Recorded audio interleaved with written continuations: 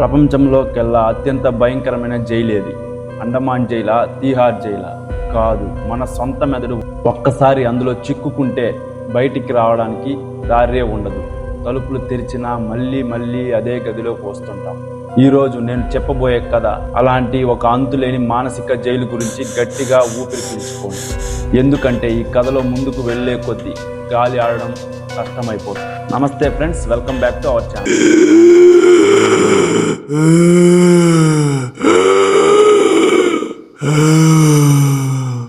స్టోరీలోకి వెళ్ళే ముందు ఒక చిన్న రిక్వెస్ట్. మన వీడియోలు చూస్తున్నారు కానీ లైక్ చేయట్లేదు, లైక్ చేయండి, సబ్స్క్రైబ్ చేసుకోండి. రవి అనే ఒక పాపులర్ యూట్యూబర్ తన ఛానల్లో అన్సాల్వ్డ్ మిస్టరీస్ గురించి వీడియోలు చేస్తూ ఉంటాడు.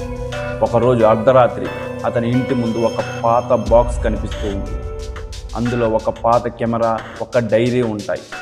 డైరీలో మొదటి పేజీలో ఇలా రాసి ఉంటుంది: నువ్వు ఈరోజు రాత్రి చేసే వీడియో నీ చివరి వీడియో కాకూడదని కోరుకో. రవి ఆ కెమెరాను ఆన్ చేసి చూస్తాడు. అందులో ఒక వీడియో ప్లే అవుతుంది. అది రవి ఇంటి లోపల తీసిన వీడియోలో ఎవరో ఒక వ్యక్తి కెమెరాని పట్టుకొని రవి పడుకున్నప్పుడు అతని ముఖం దగ్గరకు వెళ్ళి రికార్డ్ చేశాడు.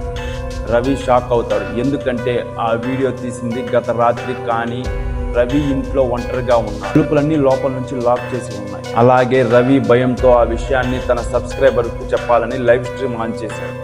లైవ్ స్ట్రీమ్ చేస్తున్న వాళ్ళు కామెంట్స్ చూస్తున్నాడు. నీ వెనుక గది తలుపు తెరిచి ఉంది చూడు అని, సోఫా కింద ఎవరో ఉన్నారు చూడు అని. రవిని వెనక్కి తిరిగి చూసేలా చేశారు. వెనక్కి తిరిగి చూస్తే ఏమీ లేదు. ఆడియన్స్ తనను ఆట పట్టిస్తున్నారనుకున్నాడు. కానీ ఇలా వచ్చిన కామెంట్స్ అన్ని చదువుతున్నప్పుడు ఒక కామెంట్ మటుకు రవిని వణికిచ్చేసి, అదేంటంటే, నువ్వు ఇప్పుడు లైవ్ చేస్తున్న గదిలో లేవు, నా మెదడులో ఉన్నావు. రవికి ఒక్కసారిగా గుండె ఆగినంత పని అయింది. రవి వెంటనే తన బెడ్రూమ్ తలుపు తీసి బయటకు వెళ్ళడానికి ప్రయత్నిస్తాడు. కానీ తలుపు తీయడానికి వీలు కాదు. తలుపు తీసి వెళ్ళినా అదే బెడ్రూమ్లోకి మళ్ళీ తిరిగి వస్తాడు. ఎన్నిసార్లు చేసినా అలాగే లోపలికి వస్తూ ఉన్నాడు.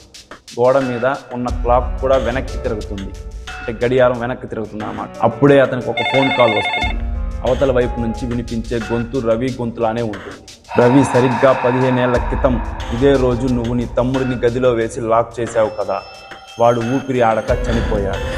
ఇప్పుడు అదే గదిలో నువ్వు ఉన్నావు. నీ గాలి కూడా అయిపోతుంది, గమనించావా? రవి అయితే గాలి కోసం అల్లాడుతూ ఉంటాడు. అద్దంలో తన ప్రతిబింబాన్ని చూసుకున్నప్పుడు అద్దంలో రవి కనిపించాడు. చనిపోయిన తన తమ్ముడు గుర్తొస్తాడు.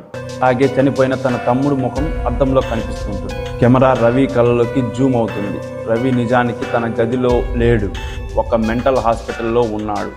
తను చేస్తున్న లైవ్, ఆ కెమెరా, ఆ డైరీ అంతా అతని భ్రమ. కానీ భయంకరమైన విషయం ఏంటంటే, ఆ గది బయట నిలబడి రవిని చూస్తున్న డాక్టర్ ముఖం రవిని చంపిన తన తమ్ముడి ముఖం లాగే కనిపించింది.